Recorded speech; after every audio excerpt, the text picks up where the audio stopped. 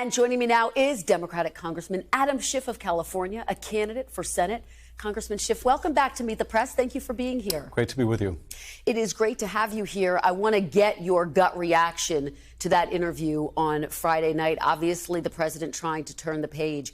Based on what you saw, do you think he is still the strongest candidate to beat former President Trump? Well, ultimately, this is a decision President Biden is going to have to make, and President Biden alone. But I would say this, he has been an extraordinary president. He has created millions and millions of jobs. He has expanded and strengthened our NATO alliances. He has brought back manufacturing in this country. He has brought about the most aggressive attack on climate change. He has done more in one term than most presidents ever do, no matter how many terms they get. And he's running against someone who's a pathological liar, someone who ran the country into the ground by his mishandling of a deadly pandemic, someone who is a pathological, not only a pathological liar, but is immoral, indecent, unfit for office. But the performance on the debate stage, I think, rightfully raised questions among the American people about whether the president has the vigor to defeat Donald Trump. And this is an existential race. Given Joe Biden's incredible record, given Donald Trump's terrible record, he should be mopping the floor with Donald Trump. Joe Biden is running against a criminal. It should not be even close, and there's only one reason it is close, and that's the president's age. And what I would say, Kristen, what I would advise the president is seek out the opinions of people you trust. He's obviously talked to his family about this, and that's important. But he should seek out people with some distance and objectivity. He should seek out pollsters who are not his own pollsters. He should take a moment to make the best informed judgment. And if the judgment is run, then run hard and beat that SOB. Congressman, what is your opinion? I mean, you watched that interview on Friday, and a lot of Democrats say it was fine. He certainly seemed stronger, more robust than during the debate, but it didn't put concerns to rest. Are you confident he can beat Donald Trump, or do you think he should drop out of the race? The interview didn't put concerns to rest. No single interview is going to do that. And what I do think the president needs to decide is, can he put those concerns aside? Can he demonstrate to the American people that what happened on the debate stage was an aberration, that he can and will beat Donald Trump? Given this Supreme Court decision now essentially making any future Trump a dictator and a king, it's all the more important. But here's the thing. I think if the president takes the time to consult people and has an open mind about this, he will do what Joe Biden always does, which is he will make the right decision. He'll make the decision in the best interest of the country. That's what he has always done, and I'm confident that's what he will do here. But you heard Nancy Pelosi say that it's legitimate to ask, was this an episode or a condition? President Biden refused to commit to take a cognitive test. Do you think he should take a cognitive test? Look, I'd be happy if both the president and Donald Trump took cognitive tests. So that's a yes. You think he should take a cognitive test? I think they both should be willing to take a test. I think, frankly, a test would show Donald Trump has serious illness of one kind or another. But ultimately, the decision is going to come down to what Joe Biden thinks is best. And if his decision is to run, then run hard and beat that SOB. And if his decision is to pass the torch, then the president should do everything in his power to make that other candidate successful. And let me ask you about next steps, because obviously there are going to be meetings on Capitol Hill. Leader Jeffries, Mark Warner, concerned about down ballot races. Are Democrats in trouble with Joe Biden at the top of the ticket?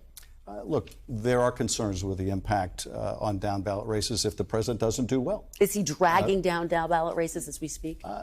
You know, at present, our down ballot candidates in the Senate and House are doing well. They're all ahead. They are running well ahead of the president. But you can only run so far ahead of the president. And so obviously Joe Biden is going to need to consider, for his own sake and his own legacy, can he beat Donald Trump? He's the best to beat Donald Trump. But also the profound impact this decision, maybe the most important of his presidency, will have on the House, on the Senate, on the future of the country. You know, Congressman, when I talked to Democrats, one of the exchanges that frustrated the most from that interview on Friday was when he was asked what happens if you lose. President Biden said it's about whether he gave it his all. Is that what it's about? Is that answer satisfying to you? No, that is the answer that most concerned me as well.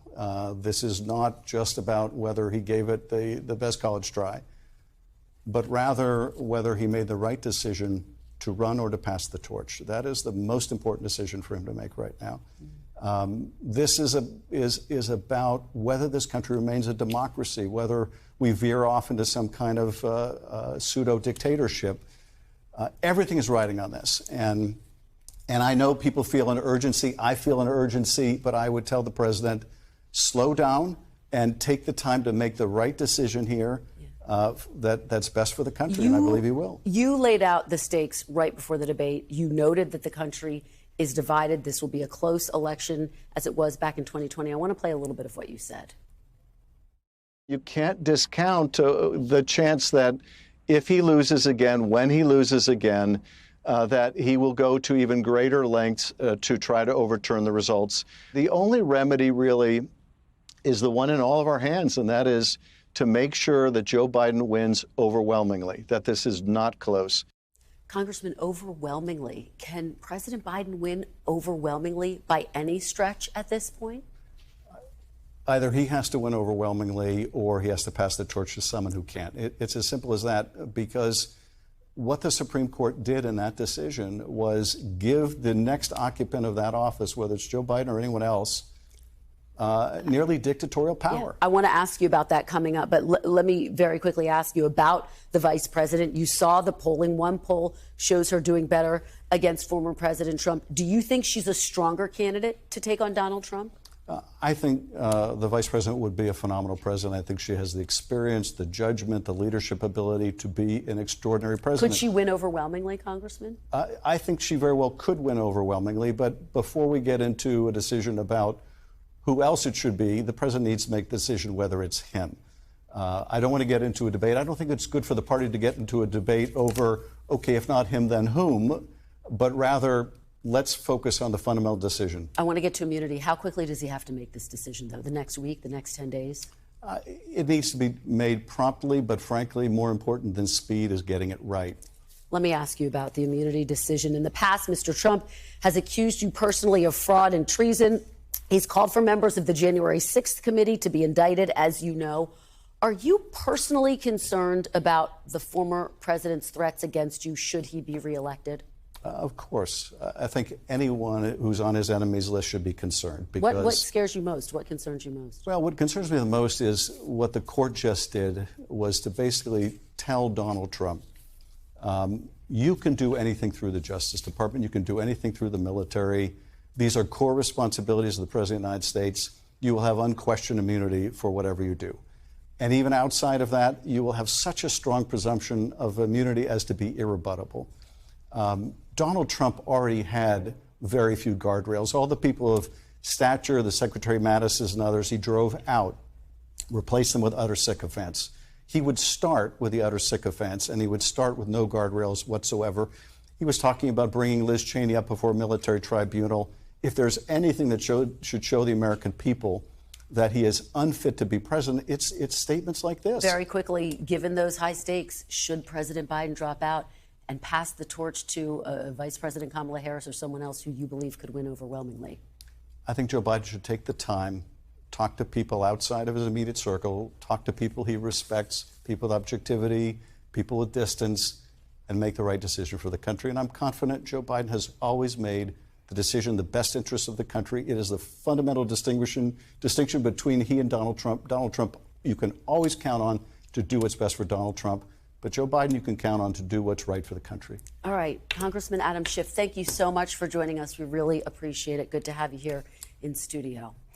Thanks for watching. Stay updated about breaking news and top stories on the NBC News app or follow us on social media.